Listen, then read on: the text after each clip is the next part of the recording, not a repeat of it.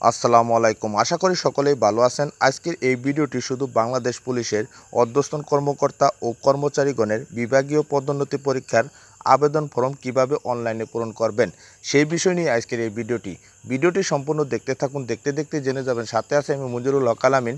চলুন শুরু করা যাক।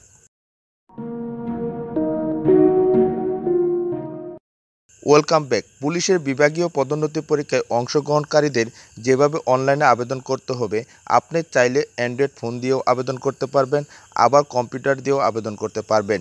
আমি মোবাইল দিয়ে দেখাচ্ছি। দেখুন, আপনি যে ব্রাউজার ব্যবহার করেন, প্রথমে সেই ব্রাউজারে প্রবেশ করবেন। সেখানে সার্চ বক্সে promotionexam.police.gov.bd লিখে সার্চ করবেন। পরে আপনি এই ওয়েবসাইটটি দেখতে পাবেন। এখানে পুলিশের ঊর্ধ্বতন কর্মকর্তা ও কর্মচারীগণের বিভাগীয় পদোন্নতি পরীক্ষা এই লেখাটি দেখতে পাবেন।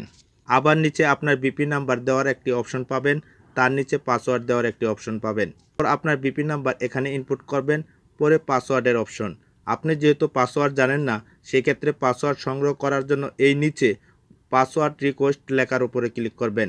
পরে এরকম একটি ফর্ম পাবেন, এই ফর্মটি পূরণ করবেন।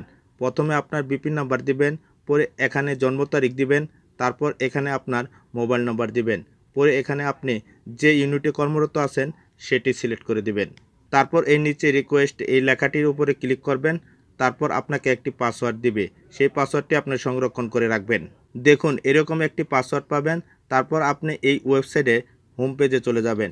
ভিডিওটির ফাঁকে আপনার কাছে একটি রিকোয়েস্ট, আপনি যদি আমার চ্যানেলে নতুন দর্শক হয়ে থাকেন তাহলে চ্যানেলটিকে সাবস্ক্রাইব করে পাশে বেল আইকনটি অন করে রাখুন পরবর্তী ভিডিও পাওয়ার জন্য।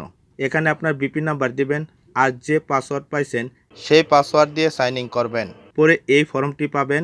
এখানে একটি কথা বলে রাখি, আপনার যদি পিআইএমএস সিস্টেম হালনাগাদ না করা থাকে, সেক্ষেত্রে আপনি আপনার রিজার্ভ অফিসে যোগাযোগ করে পিআইএমএস সিস্টেম হালনাগাদ করে নেবেন। তা না হলে কিন্তু আপনার আবেদনটি সাবমিট হবে না।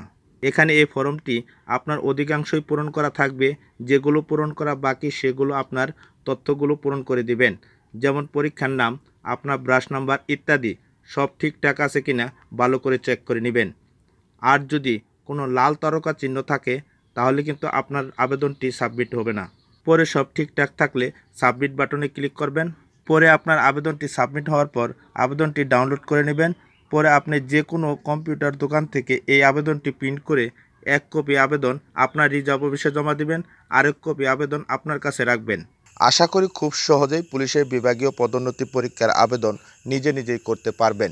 সবশেষে আপনি ভালো থাকুন, সুস্থ থাকুন এই প্রত্যাশা রেখে আজকের মতো বিদায় নিচ্ছি। আল্লাহ হাফেজ।